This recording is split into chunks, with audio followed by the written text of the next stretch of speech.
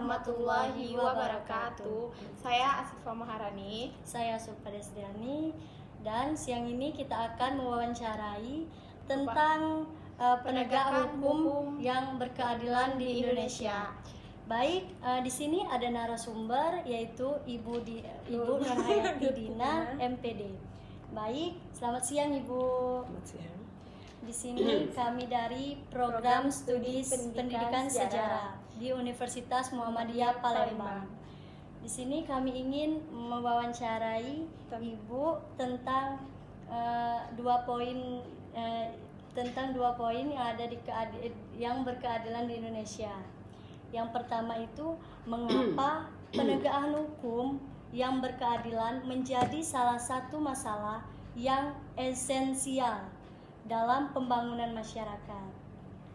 Kedua, mengapa ketidakadilan hukum masih marak terjadi? Oke, pertanyaan yang bagus ya. Jadi terima kasih untuk Pak Wendy telah memberikan waktu kepada anak-anak ini untuk belajar bagaimana caranya untuk mendapatkan data sumber yang asli ya. Baik, pertanyaan yang bagus sekali. Kalau kita lihat tadi pertanyaannya, mengapa penegakan hukum yang berkeadilan menjadi masalah esensial dalam masyarakat kita ya. Kalau kita lihat dari sana, itu bisa kita lihat bahwasanya hukum itu adalah dasar dari kehidupan suatu negara ya. Jadi bisa dikatakan hukum itu berfungsi untuk mengatur dalam masyarakat agar setiap orang itu patuh terhadap aturan-aturan yang dibuat oleh pemerintah. Itu yang seharusnya terjadi ya. Yang kedua, keadilan itu menjadi fondasi pembangunan ya. Jadi tujuan utama dari penegakan hukum bukan hanya menghukum pelanggar, tetapi juga kita harus mewujudkan keadilan bagi seluruh rakyat ya. Dimana kalau kita lihat jika hukum itu hanya berpihak kepada kelompok tertentu saja, itulah yang akan terjadi ya. Bisa kita lihat masyarakat akan kehilangan kepercayaan kepada pemerintahan kita yang menegakkan hukum. Kemudian juga akan timbul terjadinya kesenjangan sosial ya. Kesenjangan sosial itu akan menimbulkan sesuatu yang ketimpangan ya.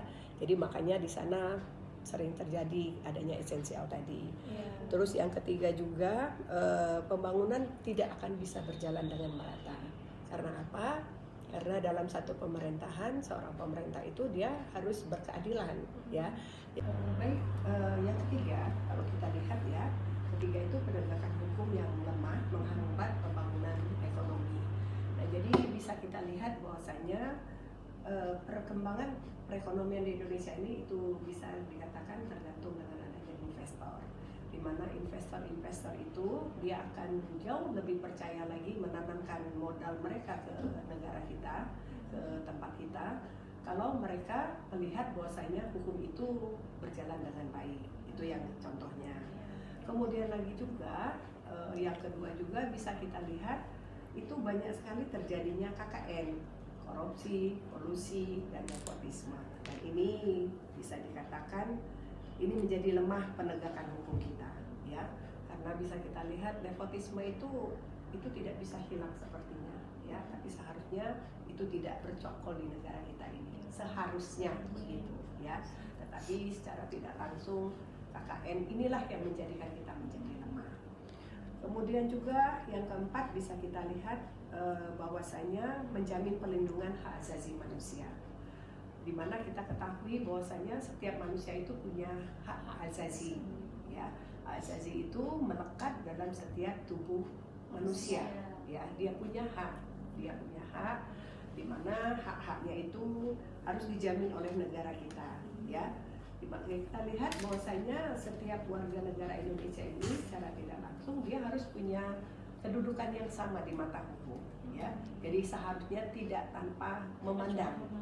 Iya, tidak ada kelas bawah, tidak ada kelas atas, tapi semuanya rata, tidak ada perbedaan, semuanya sama di mata hukum. Itu yang seharusnya terjadi. Tapi kenyataan bisa kita lihat ada ya.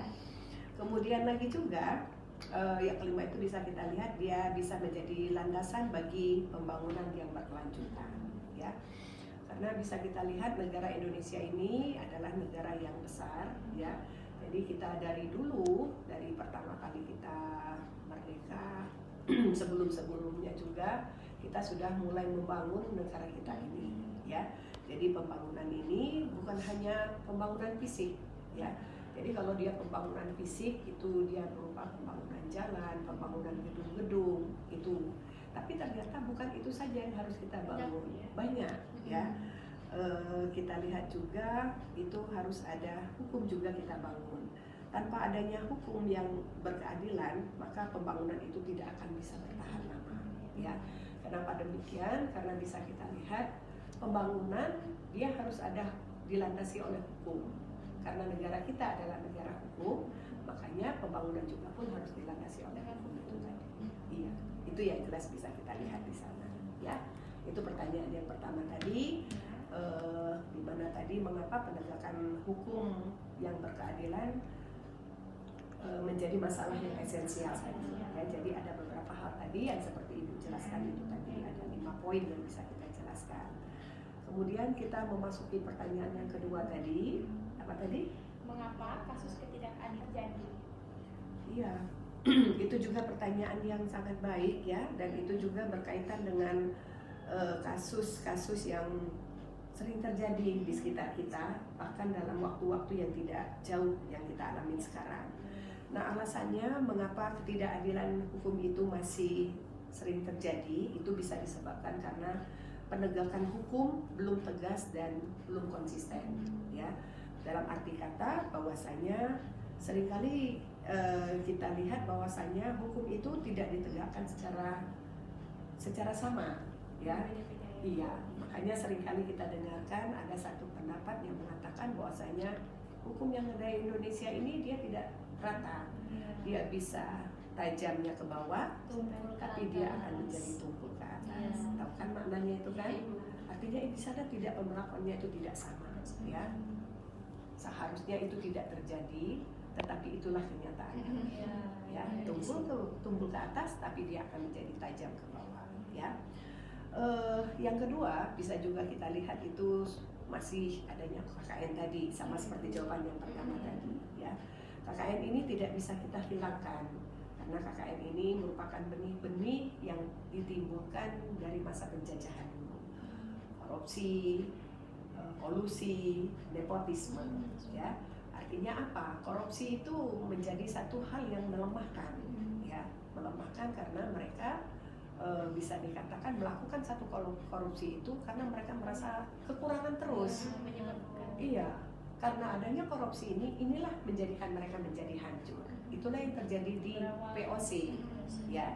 Di POC kita lihat kan, tadinya mereka mengalami pertumbuhan, perkembangan, mencapai puncak, tapi pada awal abad ke-18 mereka mengalami kehancuran yang dilatar belakangi karena adanya korupsi. Nah, itu yang terjadi, ya. Sementara dalam kehidupan kita yang sekarang ini, korupsi itu tidak bisa dihilangkan, ya. Dia akan terus berjalan dengan langgeng begitu, ya.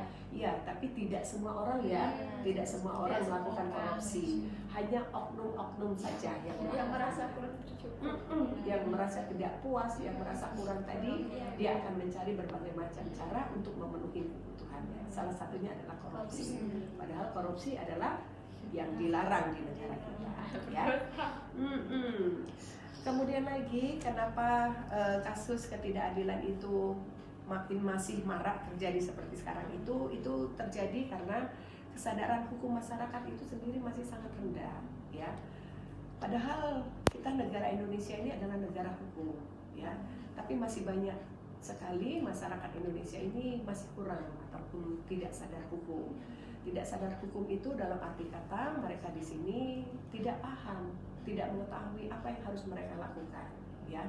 Contohnya saja anak kecil yang sering dibully, kan baru-baru ini kan kita lihat kan anak-anak sekolah yang sering membuli, benar, itu yang terjadi, ya. Nah, karena mereka tidak sadar hukum tadi, jadi mereka tidak paham apa yang harus mereka lakukan. Iya, makanya seringkali ketidakadilan itu akan terus berlangsung. Padahal mereka itu seharusnya tahu apa yang harus dilakukan, kemana mereka harus melapor, ya. Nah, Jadi karena faktor kesadaran hukum ini yang masih rendah, jadi menyebabkan masih sering terjadi adanya kemarahan ini tadi, ya. Itu yang ketiga. Yang keempat, bisa kita lihat juga bahwasanya sistem hukum kita masih belum sempurna. Untuk mencapai sempurna itu memang tidak mudah ya, betul sekali. Tidak ada sesuatu yang perlu sekali ya. Jadi bisa kita lihat bahwasanya sistem kita belum baik begitu ya. Nah, masih ada aturan yang tumpang tindih, kemudian tidak tegas, sudah tidak relevan lagi tapi masih diberlakukan sampai sekarang. Makanya kita lihat masih sering sekali terjadinya ketidakadilan itu tadi. Itu yang terjadi, bisa kita lihat. Jadi konflik juga ya Bu. Betul, itu menjadi konflik, menjadi masalah dalam masyarakat kita yang bisa kita lihat. Kemudian lagi juga bisa kita lihat adanya intervensi kekuasaan dan politik. Ya, intervensi itu artinya adanya campur tangan. Ya. Campur tangan orang lain ya Bu ya. Betul, ya.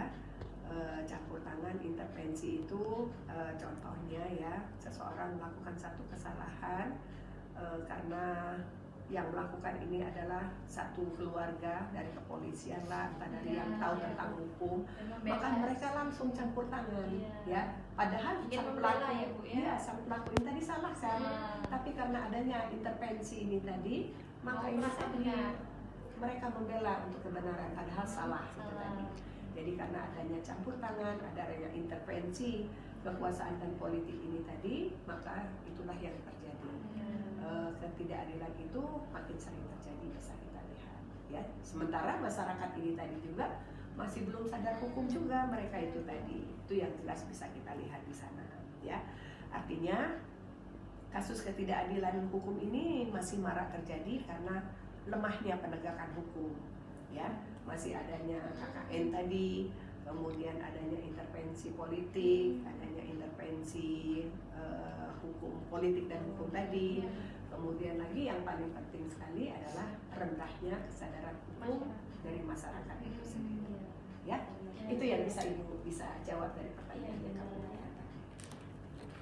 Baik, terima kasih kepada Dr. Anda Nurhayati Dina atas waktunya. Terima kasih juga telah menjelaskan tentang penegakan hukum yang berkeadilan di Indonesia. Nah, itu saja yang bisa kami jelaskan dan kami sampaikan. Kami meminta maaf jika ada kesalahan atau kekurangan dari kami. Ya, saya selaku kelompok 5 pamit undur diri. Wassalamualaikum warahmatullahi wabarakatuh. Assalamualaikum warahmatullahi wabarakatuh. Perkenalkan, nama saya Muhammad Farizi dari Fakultas Keguruan dan Ilmu Pendidikan Universitas Muhammadiyah Palembang. Di sini saya sedang bersama narasumber dari Universitas IBA Palembang, dan kepada narasumber mohon memperkenalkan dirinya. Baik, Assalamualaikum warahmatullahi wabarakatuh. Perkenalkan, nama saya Muhammad Rafiq. Saya dari alumni Fakultas Hukum Universitas IBA Palembang. Saya di sini akan menjadi narasumber di malam hari ini. Baik, pada kesempatan kali ini saya ingin mewawancarai dan menanyai bagaimana pandangan saudara Muhammad Rafi tentang keadilan dalam penerapan aturan berdagang di suatu area ini. Kalau menurut saya, umum keadaan yang sebagai memberikan hak kepada orang tanpa diskriminasi. Dalam konteks area ini, keadaan aturan ditetapkan secara konsisten dan tidak membeda-bedakan, baik dalam perizinan, penetapan, maupun perlakuan hukum secara umum. Terus, dan pertanyaan kedua untuk saudara Muhammad Rafi, apakah pernah ada penertiban atau razia dari pihak yang berwenang di area ini? Kalau untuk perizinan itu pasti ada, ya. Pihak berwenang dapat melakukan penertiban atau razia di area ini, seperti razia lalu lintas yang dilakukan secara berkala atau ilegal oleh petugas polisi yang menyidikan pegawai kecil atau PPNS yang di perdagangan. Penertiban ini bertujuan untuk menegakkan disiplin melalui disiplin untuk berdagang dan meningkatkan keselamatan, misalnya dengan memeriksa kelengkapan-kelengkapan. Oke. Baik, di sini saya sebagai pewawancara dan narasumber kita pada malam hari ini, saya di sini mengakhiri dari sebuah wawancara ini. Bila ada kata salah dan saya mohon maaf, saya akhiri. Wassalamualaikum warahmatullahi wabarakatuh. Bagaimana sikap mahasiswa terhadap penerapan hukum yang dianggap tidak adil? Baik, jadi sikap mahasiswa itu terhadap penerapan hukum yang dianggap tidak adil idealnya mencerminkan kritis, aktif, dan tanggung jawab. Mahasiswa memiliki peran penting sebagai agen perubahan dan kontrol sosial dalam masyarakat. Berikut beberapa sikap yang sebaiknya ditunjukkan. Yang pertama, kritis terhadap ketidakadilan. Mahasiswa harus peka terhadap penerapan hukum yang merugikan rakyat atau tidak mencerminkan keadilan sosial. Sikap kritis ini bisa ditunjukkan melalui diskusi dan kajian ilmiah, penelitian terhadap kasus hukum yang dianggap tidak adil, dan penulisan opini atau artikel di media massa atau media sosial. Yang kedua itu bisa melalui menyuarakan aspirasi secara konstitusional. Mahasiswa dapat menyampaikan ketidaksetujuan terhadap hukum atau kebijakan melalui cara-cara yang sah dan damai, seperti aksi demonstrasi damai, petisi publik, dan audiensi dengan wakil rakyat atau lembaga hukum. Yang ketiga itu mengedukasi masyarakat. Mahasiswa bisa berperan dalam menyebarkan pemahaman hukum yang adil kepada masyarakat agar tidak mudah dimanipulasi oleh kekuasaan. Ini bisa dilakukan lewat yang pertama itu seminar atau diskusi publik, dan yang kedua itu kegiatan penyuluhan hukum di komunitas. Kemudian yang keempat bersikap objektif dan berdasarkan data. Penolakan terhadap suatu hukum atau kebijakan harus didasarkan pada argumen yang kuat, data yang valid, dan analisis objektif, bukan hanya emosi atau kepentingan kelompok. Yang kelima itu mendorong reformasi hukum. Mahasiswa bisa ikut mendorong revisi atau pembentukan hukum yang baru yang lebih adil melalui kajian akademik yang disampaikan ke lembaga legislatif dan kolaborasi dengan lembaga bantuan hukum atau LSM. Baik, apakah sudah jelas? Ya, sudah jelas. Oke guys, thank you.